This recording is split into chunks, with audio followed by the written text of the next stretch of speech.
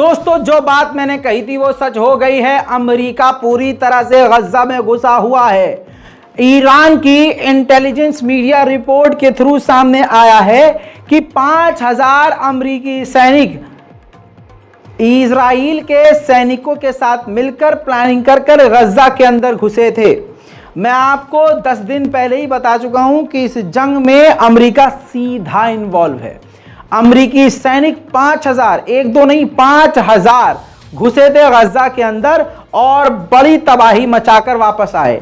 हालांकि यह भी खबर सुनने में आ रही है और तमाम ऐसे सबूत भी मौजूद हैं कि जिसमें जब ये इंटरनेट कनेक्शन को ऑफ किया गया और कम्युनिकेशन टावर उड़ाए गए और जब पूरी दुनिया से गजा को काट दिया उसके बाद ये घुसे हैं, तब भी कई अमेरिकी और इजरायली सैनिक घायल हुए हैं।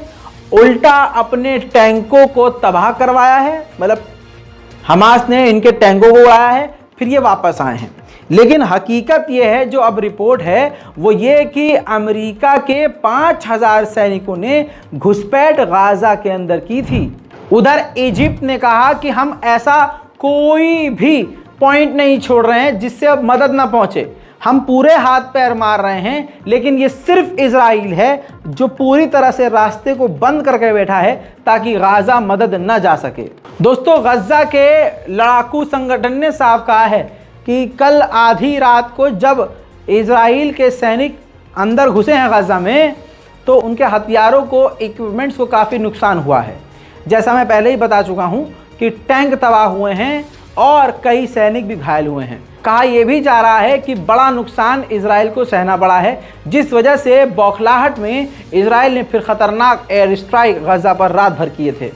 दोस्तों, इजराइल ने यह तस्वीर दिखाते हुए कहा है कि हम टैंक लेकर गजा के अंदर घुसे थे और 150 हमास के जो ठिकाने हैं वो उड़ाकर वापस आए हैं। उधर यूरोपीय यूनियन के फॉरेन पॉलिसी के चीफ ने कहा है कि इसी वक्त जंग को रोकने की सबसे ज्यादा जरूरत है, क्योंकि हम मदद नहीं पहुंचा पा रहे हैं गाजा के अंदर। मेरे दोस्तों, हमास ने कहा है कि जो गाजा के अंदर अस्पतालों को उड़ा रहा है इजराइल, ये उसका पहले से प्लान है ताकि गाजा के लोगों को गाजा से निकाल सके और गाजा की ज़मीन पर कब्जा कर सके। उधर एक बार फिर से इजराइल ने पैम्पलेट, फाइटर जेट और हेलीकॉप्टर से गजा पर गिराकर लोगों को पैगाम दिया है कि जितनी जल्द हो सके अपने घरों को छोड़कर साउथ की तरफ चले जाओ। और ऐसा पहली बार नहीं हुआ है, जब यही लोग साउथ की तरफ जाते हैं तो ये रास्ते में उनको मार देता है। सोचिए दोस्तों, पूरी तरह से इजराइल नंगाई पर उतर आया है। और आपको बता दूं कि यूएन के अंदर रेजोल्यूशन पास हुआ कि जंग को रोका जाए।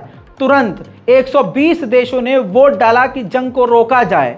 इन 120 देशों को इजराइल ने नीच कह दिया। जी हां, नीच कहा और कहा कि जंग नहीं रुकेगी। यानी यूएन को भी ठुकरा रहा है इजराइल।